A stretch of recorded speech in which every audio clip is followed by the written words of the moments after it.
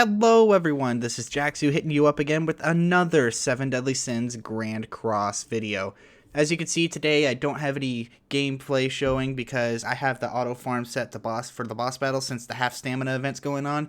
And by the way, if you guys aren't farming that, it's going away very, very soon, so I would take advantage of that. You're missing out on some free cups, free SSR gear, free merges, and all that crap.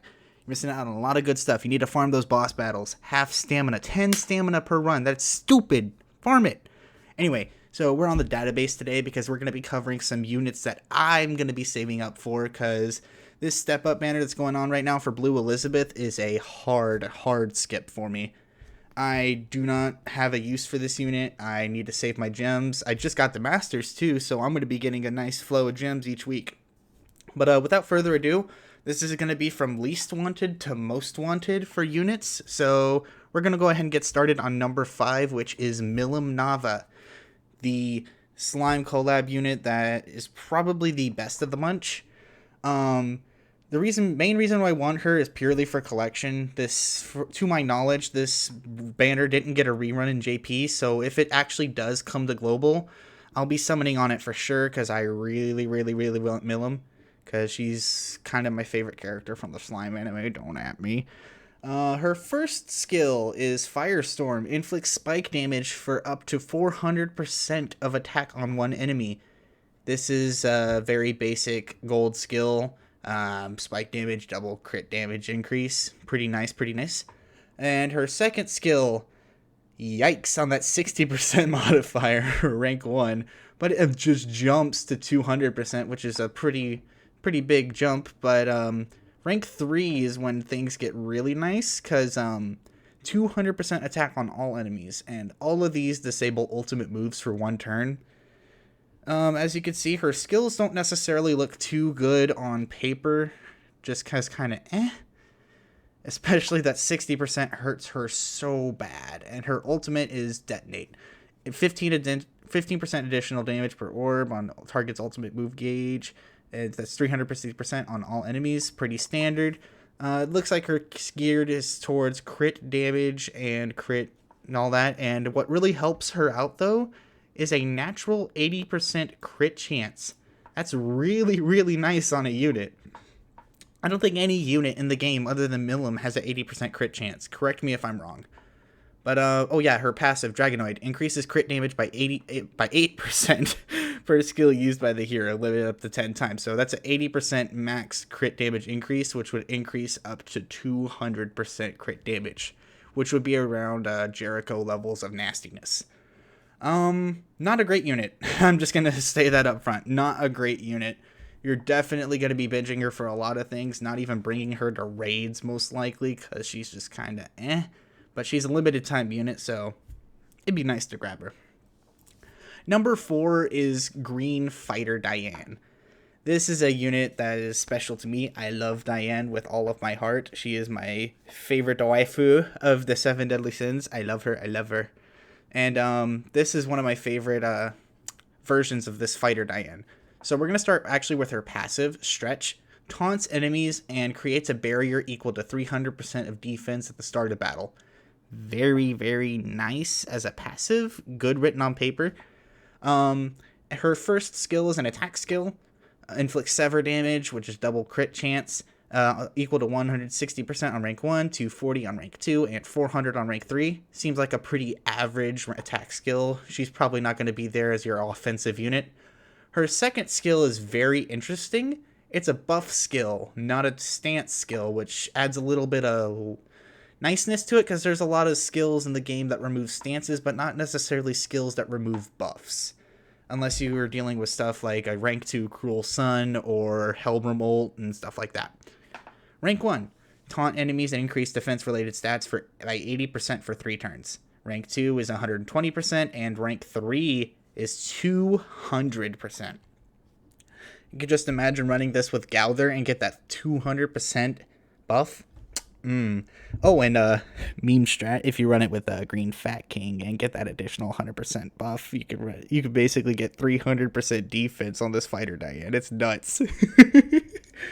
And And her ultimate is pretty average, pretty much the same as all fighter Diane's. Increased pierce, inflicts pierce damage, 3 times pierce rate, equal to 560% of attack, and 640 when paired with Hauser. Pretty average. She's not a unit you're going to be summoning for unless you really like this Diane. Not really a unit you need to go all out for. It's just a unit of personal preference for me.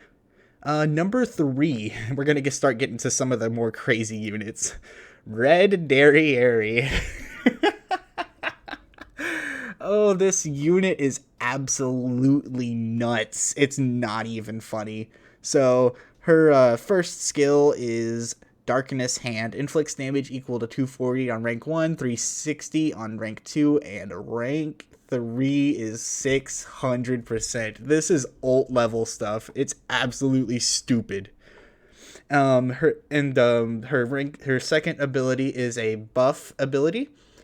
It's essentially kind of like Arthur, but except for herself and much more. Increases basic stats for 3 turns up to 50% and evades when attacked for 1 turn. Notice that says for 1 turn, not 1 attack. Literally, that unit is not getting touched for 1 turn. Oh, that is stupid. Her passive is Battle Power. Increases attack by 10% when the hero uses a skill. This buff goes away when no skills are used at the end of turn, and it stacks up to 10 times. So you could get a 100% attack buff on top of the 50% basic stat buff right here. And this second skill goes really well with her ultimate. Inflicts amplified damage equal to 630% of attack on one enemy. It's 30% per active buff on the self, and when you increase your basic stats of a unit, that's 3 different ones: attack, HP, and defense. So you're going to be getting a free 90% modifier on your ult. So if you end up getting a 6/6 rriere, you can hit for well over 1,000 times mod. It's so dumb. I've seen videos of this unit where she can hit almost I think it was over 4 million damage. I don't exactly have the video on me. If I do find it, I will put a link in the description to in the description showcasing how stupid she is. It's absolutely nuts. But yeah, she's number 3, rriere of Purity. Oh, I forgot to go over her commandment. Not many units have these, actually. Decreases the damage dealt by ranged attacks of allies and enemies in PvP by 35%. One of her main counters, being a red unit, would be, well, King. And King's Chastifoil is very much a ranged attack, so his fossilization is not going to be dealing any damage. And if you get a way to ignore that debuff, well, King is pretty much just sat down while rriere gives her the spank. Rriere is so stupid.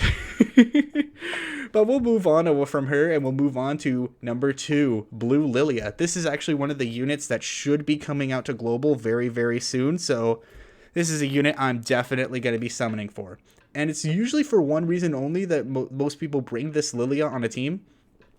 Increases all allies' pierce rate by 50% of the value of the hero's pierce rate. So I'm not quite sure if this means of Lilia's pierce rate or it counts each different ally's pierce rate. Because if it's a unit like Escanor, he could get over 120% pierce rate instantly. Stupid. But if it's Lilia, then that means everyone's getting a free 25% pierce rate, guaranteed at least. A very nice passive. Very good. Stupid dumb. Her first skill, it's going to inflict damage equal to 150 on all allies for rank 1. Rank 2, still 150, but it depletes ultimate move gauge orbs, 1.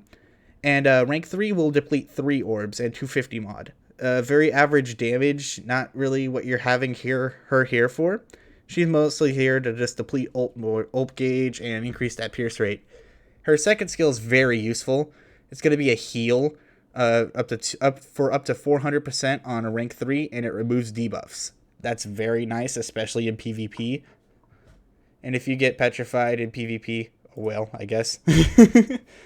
Her ultimate is going to be Starlink. Inflicts damage equal to 350% on attack on all enemies, decreases skill ranks, and then decreases ultimate move gauge by the number of skill rank decreases. This is somewhat similar to Hauser's ult, if not the exact same.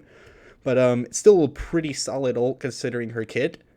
a very nice PvP support unit, and just really nice in general. I'd love to have her to climb up some ranked PvP. But we're actually getting down to the number one unit that I want in this game in the future, and that is going to be Blue Demon Meliodas. This unit is awesome. His ability is Tough Will. When the hero has 4 or less ultimate move gauge orbs, hero's attack skills cannot be disabled. Gather. His first skill is Enchanted Hellblaze. Pierce damage 3 times pierce rate, equal to up to 250% of attack on all enemies. Very nice. It's a very nice AoE farming skill. Even in geared, it would do a lot of damage when you pair it with Blue Lilia here. Alright, and Darkness Flutter is his second skill, corrosion damage. You're not really using him here for his second skill. It's kind of okay. But I believe corrosion damage, I don't know if corrosion damage, it does inflict a debuff. So this will go very well with his ultimate, which does weak point. Weak point is times 3 damage when you do damage on a debuffed enemy. So you could get well over almost 1,000 times mod if you do the combined. You could get, yeah, very much over 1,000 times mod with this. Very nice unit. Very nice farming unit. I want to get him so bad, especially because I didn't get the Red Demon Meliodas because I had to skip because I was getting some major gacha depression. But hopefully my luck will turn around with these 5 units, and there you have it. These are the 5 units that I want, that I'm going to be saving up for. I know this is a bit of a shorter video. I'm sorry. And it's probably going to be my last video of the week, but don't worry. Next week we'll be hitting you up with some more spicy Jackson content. If you liked what you saw and all that crap and you want to support the channel, go ahead and hit the like, comment, and subscribes. And I'll see you all in the next video. Cutie, cutie,